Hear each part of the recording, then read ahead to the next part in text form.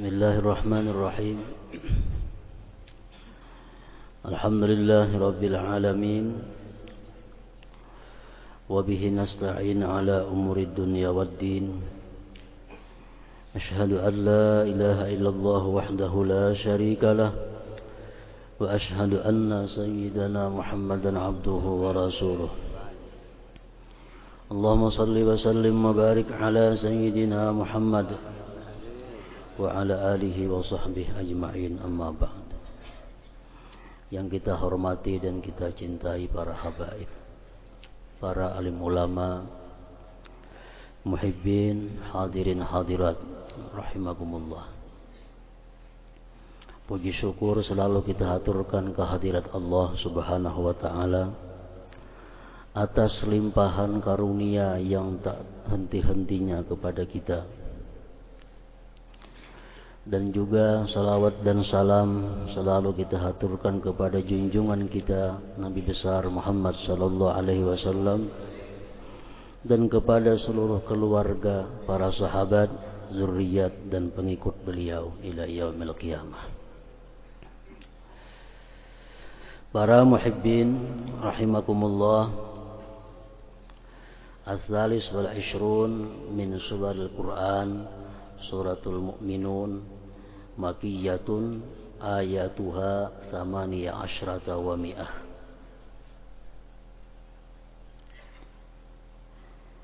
Surat yang ke-23 dari beberapa surah-surah Al-Quran, yaitu surat Al-Mu'minun.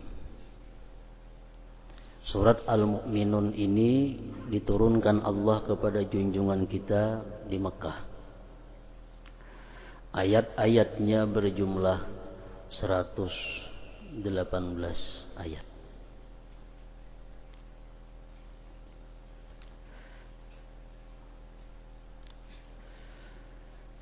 Dinamakan dengan surat Al-Mu'minun karena surat yang ke-23 ini dimulai dengan kalimat Qad aflahal mu'minun.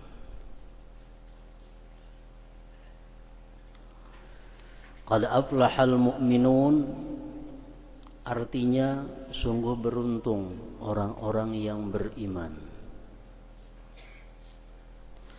Alladzina hum fi salatihim khashi'un, yang mereka itu khusyuk di dalam sembahyangnya. Walladzina hum 'anil lagwi mu'ridun, dan mereka itu berpaling daripada melakukan hal yang sia-sia. Walladzina hum lizzakati fa'ilun, dan mereka itu orang-orang yang menunaikan zakatnya. Walladzina hum li furujihim hafizun, dan mereka orang-orang yang menjaga kemaluannya. Illa ala azwajihim aw ma malakat aymanuhum fa innahum ghairu malumin, kecuali atas istri mereka atau budak jariyah yang mereka miliki, maka mereka itu tidaklah dicela. Pamani batagha wara'a dzalik faulaika humul adun, siapa yang mencari selain demikian maka itulah orang-orang yang melampau batas. Walladzina hum li amanatihim wa ahdihim ra'un, dan mereka itulah orang-orang yang menunaikan, memelihara janji dan amanah mereka. Walladzina hum ala salawatihim yuhafizun, dan orang-orang yang menjaga, memelihara sembahyang mereka. Ulaika humul warisun, mereka itulah orang-orang yang mewaris. Alladzina yarisunal firdausa, yang mereka itu mewaris surga Firdaus. Hum biha khalidun, mereka kekal di dalamnya. Itu ayat pertama sampai ayat 11 surat Al-Mu'minun. Para muhibbin rahimakumullah, Al-Imam Al-Fakhrur Razi dalam tafsir beliau mengatakan, Ya'lam anna Allah subhanahu hakama bihusulil falah liman kana mustajmi'an li sifatin sab'in. Allah menetapkan dengan mendapat keberuntungan, qad aflaha, sungguh beruntung, firman Allah. Siapa yang beruntung itu? Orang-orang yang menghimpunkan 7 sifat di bawahnya. Orang-orang yang dapat menghimpunkan 7 sifat seperti yang disebutkan ayat-ayat tadi, maka dia dikatakan oleh Allah qad aflah, sungguh beruntung. Yang pertama dari 7 sifat itu adalah al-iman. Qad aflahal mu'minun, sungguh beruntung orang-orang yang beriman. Iman. Apa arti iman itu? Berbagai macam pendapat para ulama mengatakan tentang ta'rif iman.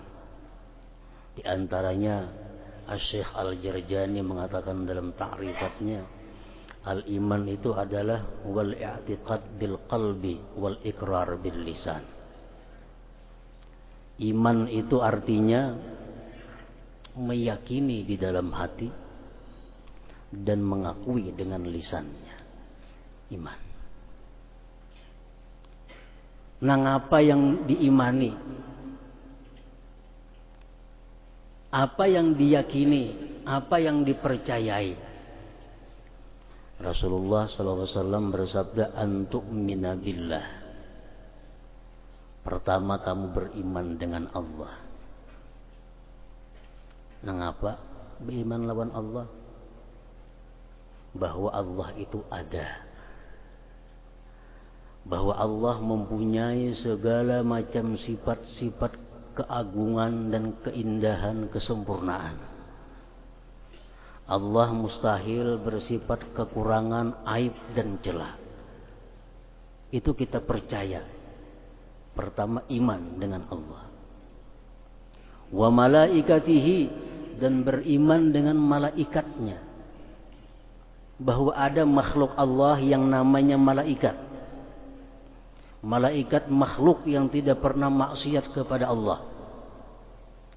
La ya'sunallaha ma amarahum wa yaf'aluna ma yu'marun. Malaikat tidak pernah maksiat kepada Allah. Kita percaya, kita beriman. Wa kutubihi, yang ketiga, kita beriman dengan kitab-kitab Allah. Al-Quran, Zabur, Taurat, Injil, dan yang lain-lainnya. Kita beriman bahwa seluruh kandungan Al-Quran itu adalah benar. Antu'mina billah wa malaikatihi wa kutubih.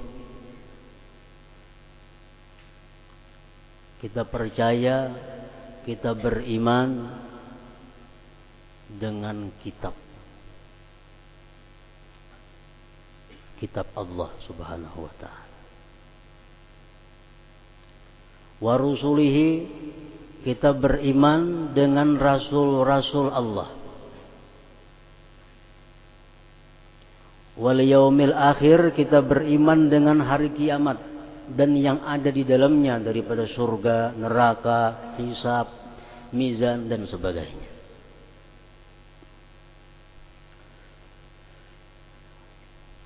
Wa bil qadari khairihi wa syarrih, dan kita beriman dengan takdir baik maupun takdir jelek. Syarat yang pertama untuk mendapatkan keberuntungan seperti yang dikata Allah tadi adalah iman. Percaya dengan demikian tadi.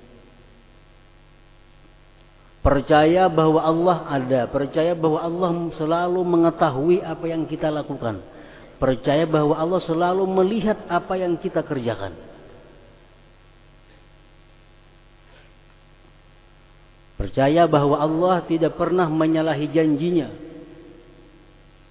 Innallaha la yukhliful mi'ad. Allah tidak akan menyalahi janjinya. Orang yang beriman Allah berjanji masuk ke dalam surga. Orang yang maksiat Allah berjanji masuk ke dalam neraka. Allah tidak menyalahi janji, percaya kita. Nah, cuma kepercayaan yang ada pada diri kita masing-masing itu pada sama. Kualitas atau nilai sebuah iman kita berbeda-beda.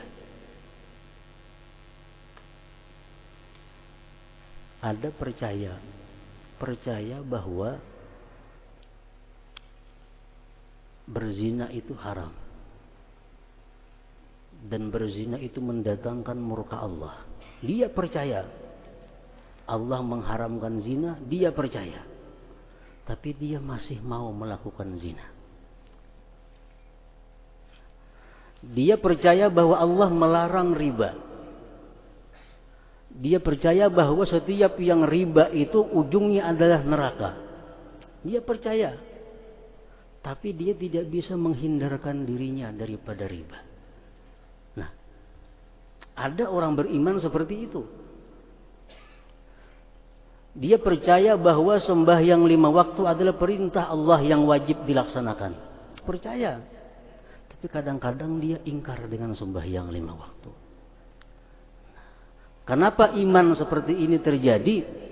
Karena iman tersebut menurut sebahagian para ulama sufi mengatakan iman itu baru letaknya fi zahiril qalbi, di luar hati. Anaknya hanya di luar hati, di permukaan hati. Keimanil awam, seperti imannya orang-orang awam. Percaya bahwa setiap kali kita melakukan satu kebaikan dibalas Allah dengan surga. Sembahyang sunat subuh 2 rakaat lebih baik daripada dunia dan isinya. Percaya kita itu karena sabda Rasulullah. Kita beriman, tapi kita malas untuk melakukannya. Kenapa sebabnya? Karena iman kita baru letaknya di permukaan hati. Para muhibbin rahimakumullah, iman kita baru letaknya di luar. Itu keimanil awam, seperti imannya orang-orang awam.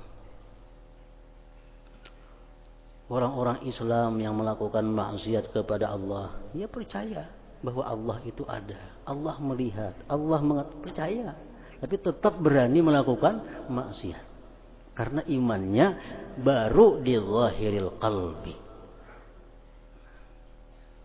Yang kedua, iman itu sudah berada di wastil qalbi, di pertengahan hati. Nah, keimanis salikin, seperti imannya orang-orang salikin. Dia percaya bahwa bila melakukan zina, dia akan kehilangan iman. Dia percaya kalau berbuat riba, dia dikutuk oleh Allah. Mati-matian, ini kada mau riba. Nah, ini yakin imannya sudah berada di tengah-tengah hati. Sembahyang ini baik, kata Rasulullah. Sembahyang ini bagus, kata Rasulullah. Dia kerjakan sembahyang itu walaupun dengan susah payah. Karena keimanannya menuntut demikian. Nah, ini orang yang imannya sudah berada di tengah-tengah hati disebut imanus salikin. Puasa. Karena iman bahwa itu adalah perintah Allah. Dia puasa walaupun dengan susah payah. Dia bangun tengah malam karena beriman bahwa Rasulullah mengatakan ini bagi orang yang bangun malam. Dia laksanakan dengan susah payah. Nah, ini imannya sudah di tengah hati, itu miliknya orang-orang salikin. Yang ketiga ada lagi al-iman bidakhilil qalbi, iman yang adanya di lubuk hati. Nah, keimani siddiqin, seperti imannya orang-orang siddiqin. Mereka bila mana Rasulullah atau Allah menyuruh sesuatu, dia beriman, dia melakukan dengan perasaan senang dan lezat dan nyaman. Kenapa sebabnya? Sembahyang 500 rakaat tiap malam. Dia nikmat, dia lezat. Kalau kita 10 rakaat saja gerudutan, 500 rakaat dengan senang, dengan nikmat, karena imannya sudah beda khilal qalbi, di lubuk hati. Nah, jadi iman kita ini kada lepas di antara 3 tempat itu. Imam Syafi'i mengatakan al-iman yazid wa yanqus, yazid bit ta'ah wa yanqus bil ma'siyah. Imam Syafi'i mengatakan iman itu naik turun, bisa bertambah, bisa berkurang. Dia akan naik bila kita berbuat taat, dan dia akan merosot kalau kita berbuat maksiat.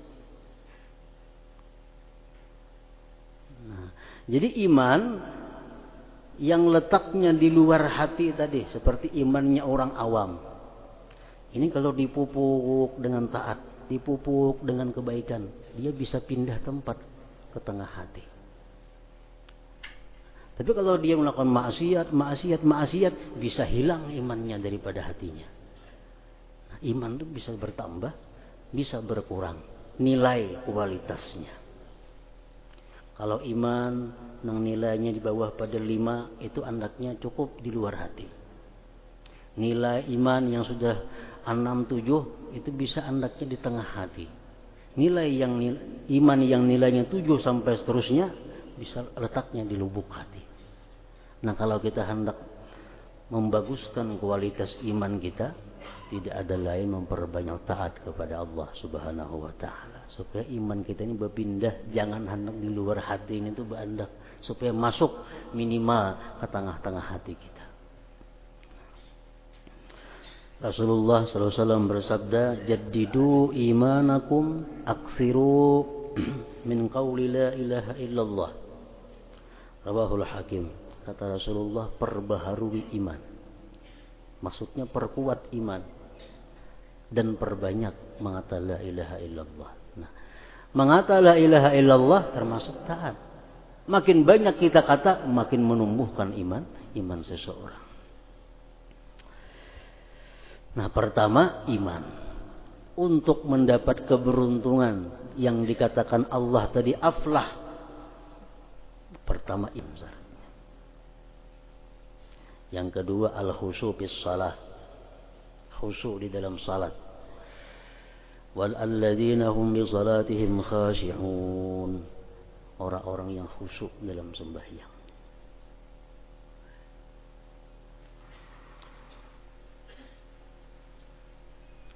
Huwa yashmalu khusyu' al-qalbi katafahum lima yaqra wal khawf war raja wa khusyu' al-jawarih ka'adamil iltifat wa ghairi. Khusyuk dalam sembahyang itu mencakup baik khusyuk hati atau khusyuk anggota. Khusyuk hati artinya seperti paham dengan apa yang ia baca. Dia bisa merasakan takut kepada Allah di dalam sembahyangnya. Dia merasakan mengharap rahmat Allah dalam sembahyangnya. Dia bisa merasakan malu kepada Allah. Nah, itu khusyuk hati. Kalau khusyuk zahir seperti tidak berbuat yang sia-sia, tidak menoleh ke kiri ke kanan anggota tubuhnya. Nah, khusyuk dalam sembahyang. Itu syarat yang kedua untuk mendapatkan keberuntungan. As-salis, yang ketiga, al-i'rad 'anil lagwi walladzina hum 'anil lagwi mu'ridun, orang-orang yang berpaling daripada melakukan hal yang sia-sia. Al-lagwu 'inda ba'dil ulama ma kana mubahan la yakunu bil mar'i ilaihi daruratun wa hajah. Artinya lagwi itu maksud sia-sia itu. Orang yang beruntung itu, kata Allah, tidak mau melakukan hal yang sia-sia. Apa maksudnya sia-sia? Kalau haram makruh sudah jelas, itu bukan sia-sia, berbahaya. Yang sia-sia ini adalah sesuatu perkara yang boleh.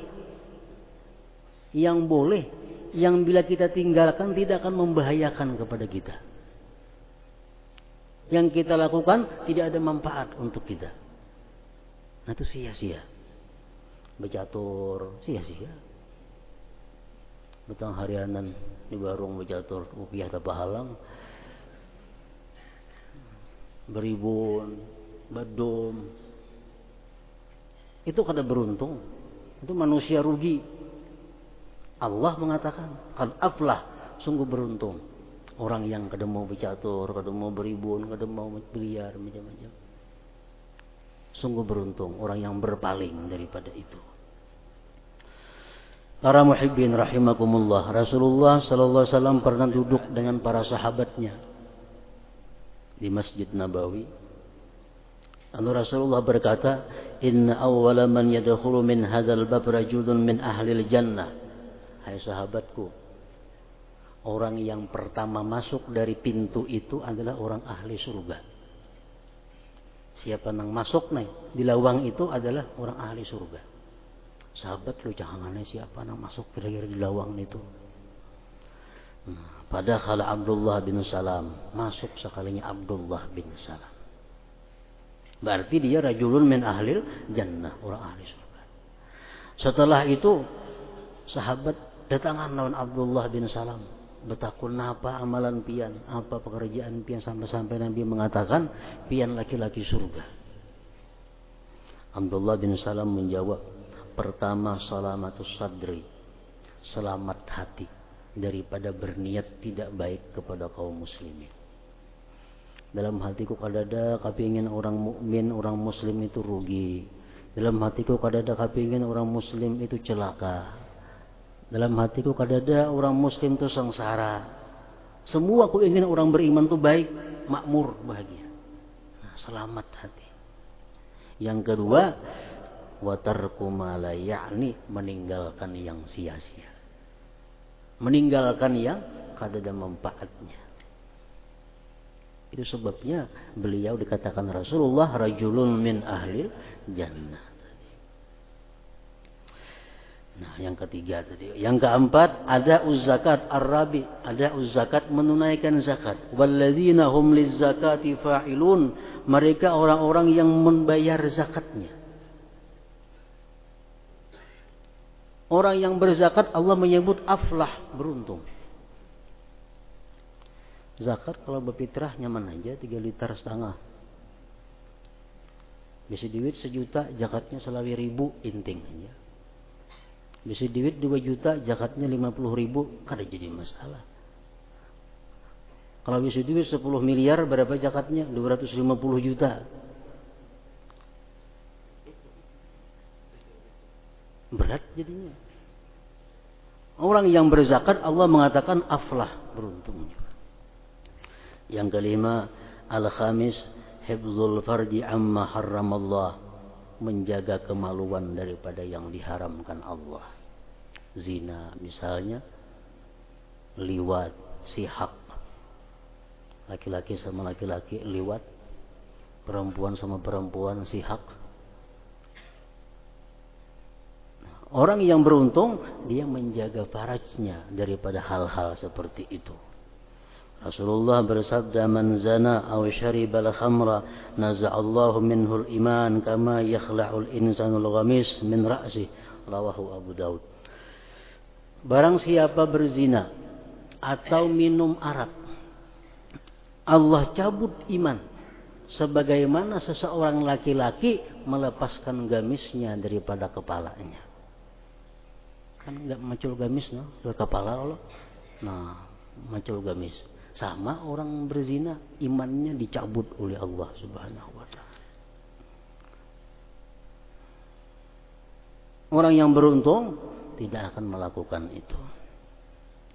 Yang keenam, riayatul amanah wal ahdi, menjaga amanah, kepercayaan. Walladzina hum li amanatihim wa ahdihim ra'un. Dan mereka orang-orang yang menjaga amanahnya. Apa amanah itu?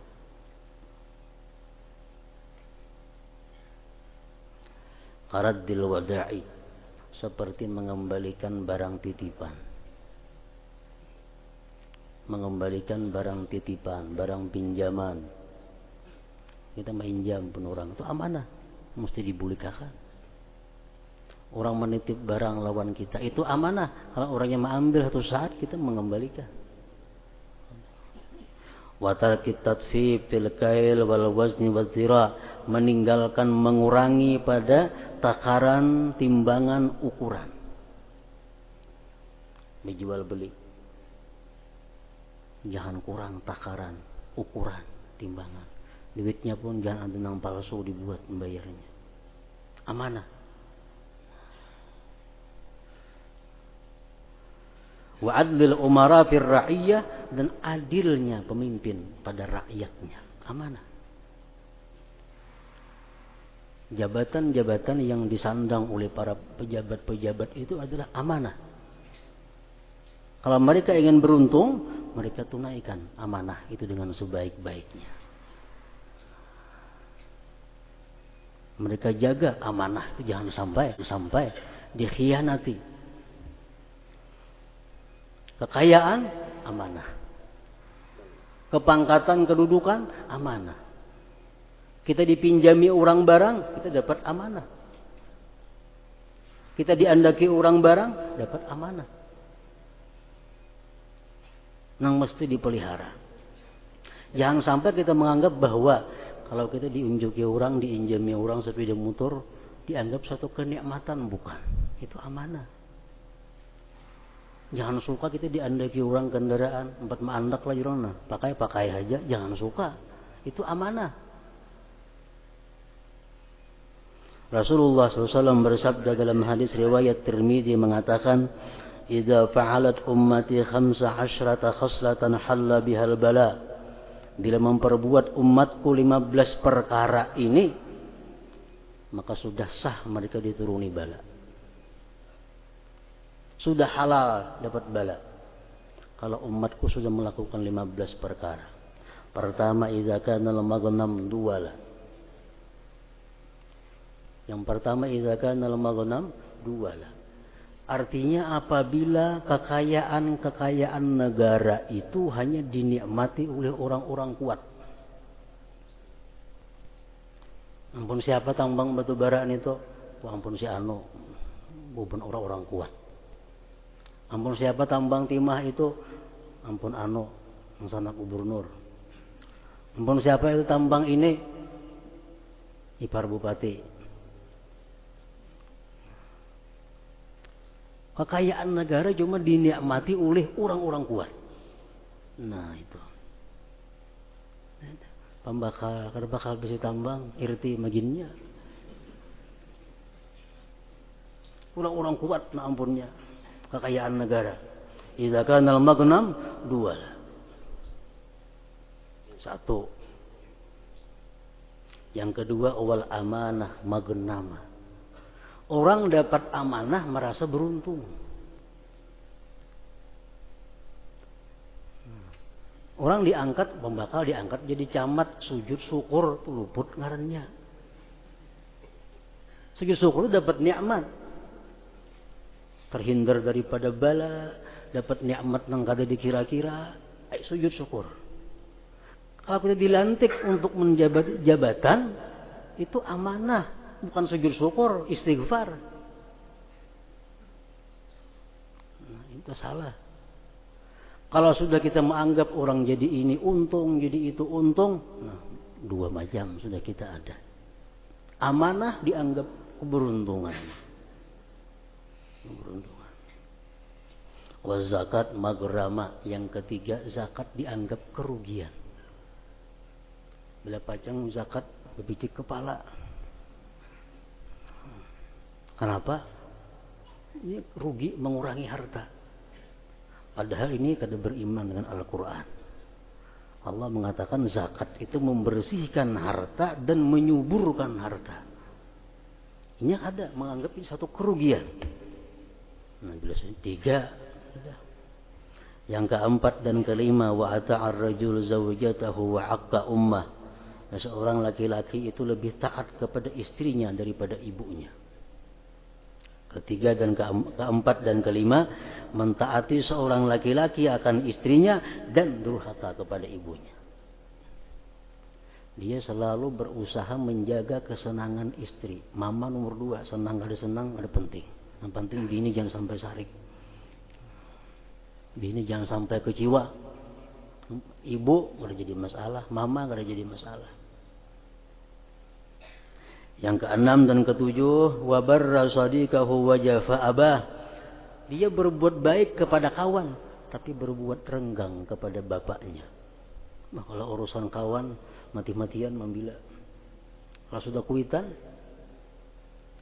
seadanya. Yang kedelapan, wartafa'atil aswat fil masajid. Di masjid ribut, membicarakan dunia, membicarakan perdagangan, membicarakan politik, pembangunan. Rapat berulah gang di masjid, dapat subsidi di kampung dapat sambil 50 sak, ke masjid berkumpul rapat. Di mana yang bagus maulah gang segan menggunakan samin itu, ribut di masjid. Wartafa'atil aswat fil masajid. Yang kesembilan, wa kana za'imul qaum ardalahum. Tokoh satu kaum itu orang yang paling hina. Mestinya pemimpin kaum itu orang yang paling takwa, orang yang paling saleh, orang yang paling baik keturunannya. Ini kada.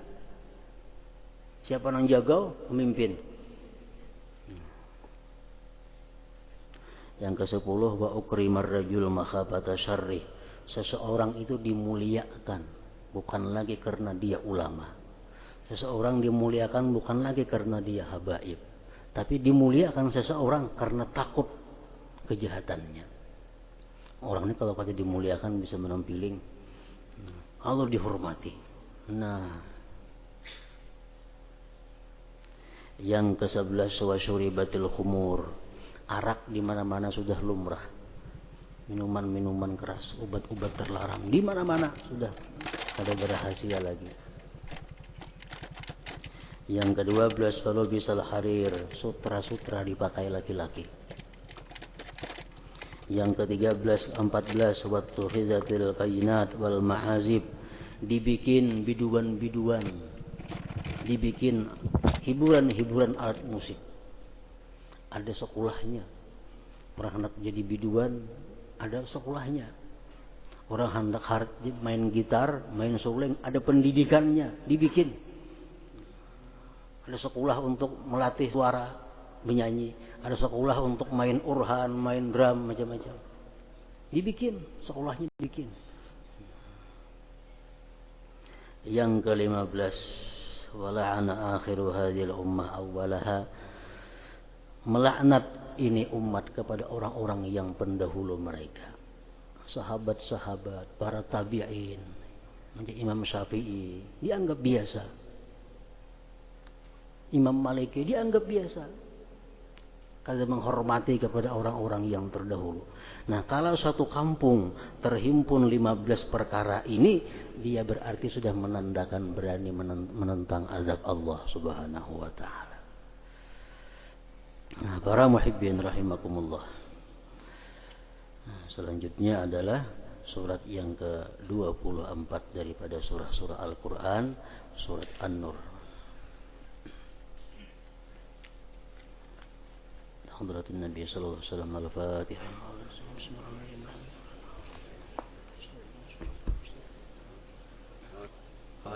فيا أيها الرجل منه شفاعة صلوا عليه وسلموا تسليما.